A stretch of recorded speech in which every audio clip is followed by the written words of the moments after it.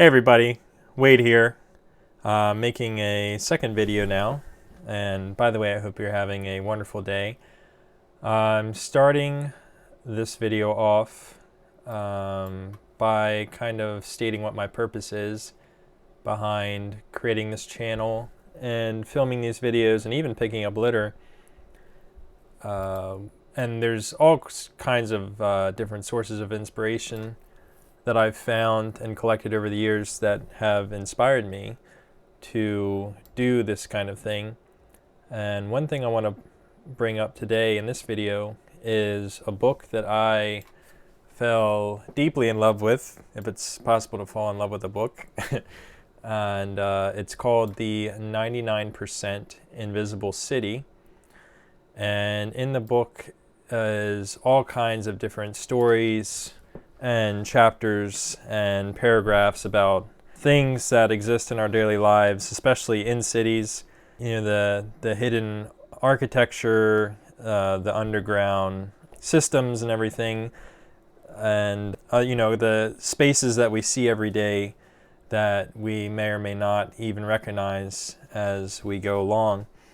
And one space in particular that I wanted to film in this video is these sections of land that are along all of our highways and things. Often, they're just these curvy sections of land that we don't even really pay attention to, unless, we break down and we're stuck on the side of the road, and, we may take a second to realize, oh, this is a very nice meadow, or look at all the pretty flowers and the bugs and everything flying around. And you also may realize that there's often a lot of trash lying around, scattered all over the place. Some of it's been there for a while and it's been overgrown. And as you look closer, you can see layers upon layers of trash if the area has not been very well maintained. Now, often these areas are mowed, or there are road crews that go around and sometimes pick up this trash, but it's hard to find areas that are completely free of litter. And part of my reason for filming this is just to show the difference between an area that has trash and that we're so desensitized to, that often, we're so used to seeing trash along the sides of the roads that, we may not stop to see an area that is completely free of trash and realize how remarkable that looks compared to everything else that we're used to seeing. And like I said, often we see trash everywhere, or otherwise known as litter. And so for this video, I just wanted to film what does it look like before and what does it look like after. As I'm adding pictures to this, you can see like there's trash just everywhere scattered along. Sometimes it's hard to find a spot to park and stay out of the way of traffic. Luckily, this exit, I think, this was an exit off of the main road. As you can see, there's the road is divided very clearly and plenty of shoulder, and I even pull off into the grass. So anyway, the purpose of making this video and future videos is to just show areas that we often may unintentionally ignore or be desensitized to, and how they can look with a little bit of care, and they look just as good as any other natural area. And in this area in particular, I just want to bring back just how I even took a second. I was like, wow, like during this time of year where everything is grown, a lot of things are in bloom. When you remove the human trash from the litter from the area, it's really like it's quite nice to just sit there and admire it for a second. Just nature in itself is just a beautiful thing. And sometimes it's nice, as they say, to just stop, smell the flowers or whatever. But really, like you can just stop and appreciate it. Nature really can be quite a beautiful thing. So again, I wanted to point out just what this area looked like. This area that hundreds of thousands of people have probably driven past. And it just looks like any other boring section of road, or an exit or on ramp, off ramp. And there's always grass around there. Some people may even call this overgrown. Some people like the look of a lawn, but to me personally, I think areas like this are very important because no one's going to be using this as a public park or anything. I mean, if anything, we should let these areas grow You know, just allow any native vegetation to pop up. Another source of food and for pollinators and different things. Just all these sections of land that basically are unused by people, or are kind of like, you know, on the side, you know, out of sight, out of mind, more or less.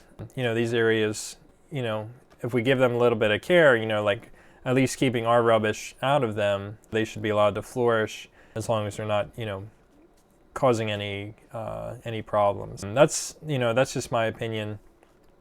And I really do, I find enjoyment out of cleaning up an area like this. It does take a lot of time. Like if I wanted to clean up this entire area, it would take probably half a day and a much bigger vehicle and lots of trips to a dumpster or recycling bin. So often, you know, if I have just enough time to sit and park for maybe 10 to 15 minutes, I'll just focus on one area, really just clean that area up nice, and then do something like this, show the difference, and that's that. You know, just, you know, show the contrast between what we're used to seeing, trash everywhere, versus, wow, like this is like a really nice meadow with a nice forest behind it. And yeah, it's just, you know, it's just a feeling that I'm probably not describing the best in words. But anyway, instead of droning on and on, if I haven't mentioned already, I think I did earlier, the book 99% Invisible City has a lot of great resources in it. And the one thing that I wanted to bring up today is in the book, page 278, if you happen to have the book and want to flip through it, it's called Nameless Places.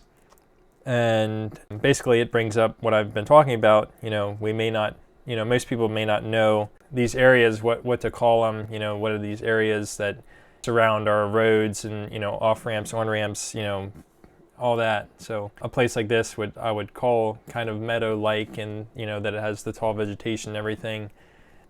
These areas, you know, they don't really have a name, like they're just kind of ignored, again, out of sight, out of mind.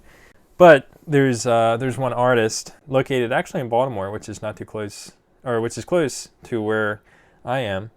I hope I'm not butchering the name, but I think it's Graham Coryell Allen. I hope I didn't butcher your name there. But yeah, basically these are byproducts of, you know, our urban infrastructure. And he has his own website, and he brings these different areas into public view through his artistic work, which I really admire.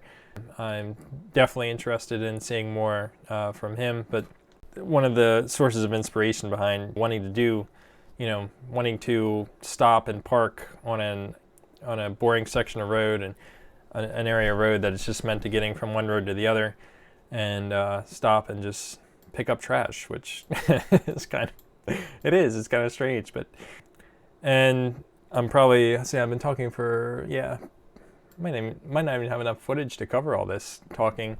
This is probably going to be a long video. Basically, to sum up for this video, I do make note of these places that I stop, and as you can see here, I'll take pictures of litter for different purposes. One is to upload them with a GPS tag to different sites, which I'm going to mention in another video. You know, why take pictures of trash? Well, we upload it to different websites and projects and things that, you know, create kind of a map, if you will, of, you know, litter hotspots and things. So with that, I think I've been talking long enough, and you know, just want to bring up what's the purpose of this, and hopefully going forward, like, I'll get more refined with my videos and be able to actually make an interesting video instead of droning on and sounding pretty dull. But with that, concluding this one, if you made it this far, or if you skipped ahead, thank you so much for watching. I hope to add a lot more interesting content as I build up this channel and these videos. So thank you so much. And I'm definitely going to be adding more content in the future.